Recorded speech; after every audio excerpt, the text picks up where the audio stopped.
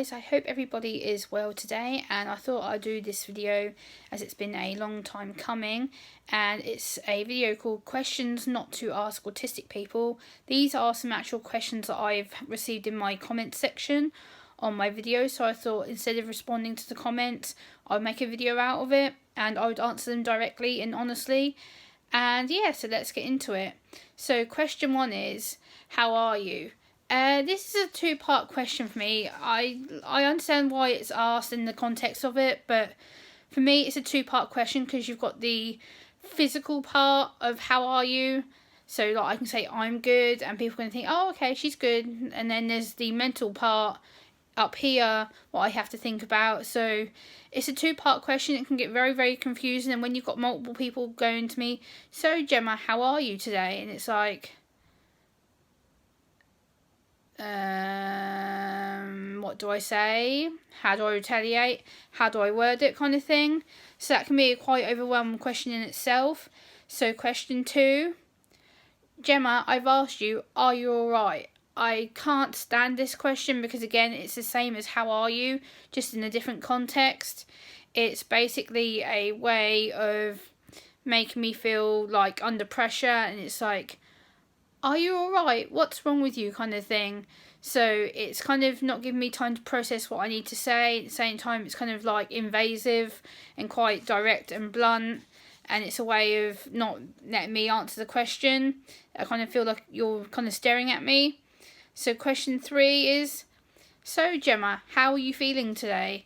Again, that's similar to the first two questions, but how are you feeling? Like, people expect me to rate how I'm feeling, so like, I can say I'm on a really good day and everything's woohoo and I've done my chores and I don't feel like I'm under stress, I don't feel like I'm going to have a meltdown, I don't feel like I'm losing the plot per se.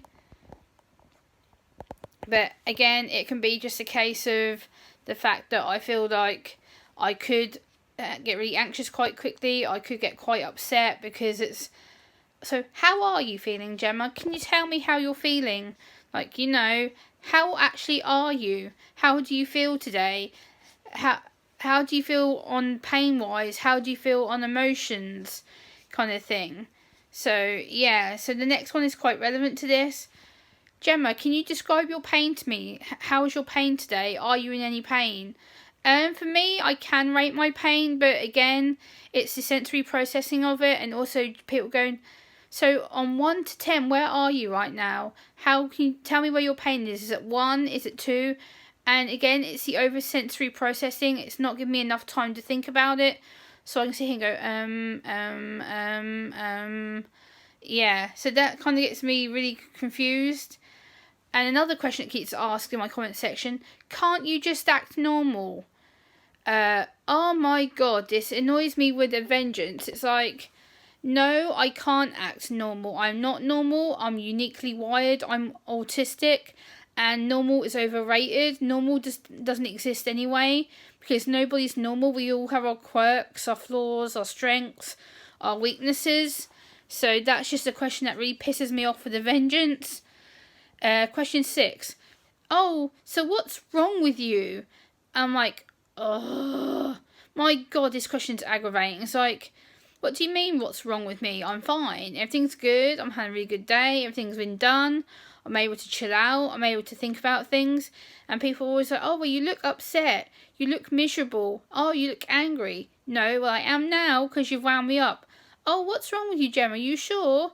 Are you sure, Gemma? What's wrong with you? Oh, don't ask that unless I really need to tell you or you feel that you need to ask it, then don't. And the next question... Oh, so you have autism. Do you take medication? This stresses me out because it's a case of, no, I have anxiety meds which I've taken to help me with my anxiety, and yes, they help me, but meds for my autism, no, there is no such medication for autism, so please don't ask me. It's one of the most insensitive, rude, disrespectful questions that you can ask someone on the spectrum. Just don't do it in general. Oh, so you must be like Rain Man, Dustin Hoffman. No, that film is so inadequate. It's a film that is very stereotypical. It's all about the autistic savant kind of person, and I'm not a savant. I'm not that highly functioning, and I'm not someone who's good at maths or guessing numbers or any of that stuff. Not all of us on the spectrum are savants. Some of us are, yes. But for me, it's like, don't ask me if I'm like Rain Man. Don't expect me to know numbers and math as you call it in the States, and maths for the UK. Yeah. So, are you really autistic, Gemma, because you're female? Oh my god, how many more times am I going to get this stupid comment? Like, yes, I'm autistic. I have my diagnosis papers in my box over there behind me, and I'm autistic. I got diagnosed back in 2014. It's now 2020, which means I've been diagnosed nearly 7 years. So yes, I am autistic. Oh, this next one. Oh, Gemma, I'm speaking to you. Can you hear me? Are you deaf? Oh, this aggravates me. Yes, I can hear you. Speak slowly, speak clearly, speak bluntly, directly at me. Don't talk to me like I'm a frigging child. And don't come up to me and go, oh, can you hear me? Because it's so patronising and undermining. You have no idea how embarrassing that is for someone on the spectrum. Just please treat us like we're adults. Don't treat us like we're stupid children, because we're not. And the next one. You must be a savant then, as you're so clever. No, I'm just clever in different areas because I have strengths, I have weaknesses, I have areas that I especially obsess over, that I know a lot about, and then there's some areas I don't know nothing about. So I'm not a savant. Next question. Does autism mean you're retarded? No. And sorry for using the R word. I'm going to put that as a trigger warning. I'm not saying it's okay to use that word ever. But people have left this message for me in my comments section. Oh, you must be retarded. No, I'm highly functioning, doofus. 13. Oh, so you're just being a spoilt brat and having a temper tantrum. No, and let me explain why. Autism is not being a spoilt brat. Autism is a different way of processing the world and thinking and feeling. And it's not being a spoilt brat. I'm not putting on my emotions for the sake of it. It's just that my emotions become overwhelming and I explode. So, no, I'm not a spoilt brat in that aspect. Next one. Oh, why do you keep fidgeting? Can't you keep still, Gemma? I fidget because of my anxiety. I fidget because it helps me to self-stim and to self-regulate, because my body needs it. So often I'm in pain, or I'm feeling under threat, or I need it because I want to just self-soothe myself and keep myself calm to do videos such as this. As you've seen, I've fidgeted a little bit in this video so far. So, Gemma, do vaccines cause autism? No, and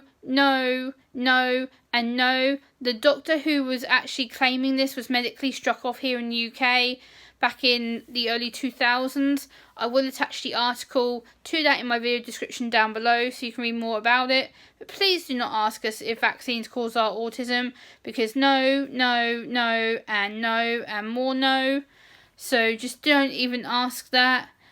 Oh, so if you could take a cure, Gemma, would you? Hell no. So I hope you've enjoyed these questions. Please give it a like, comment, share and subscribe, and I'll be back with you next time.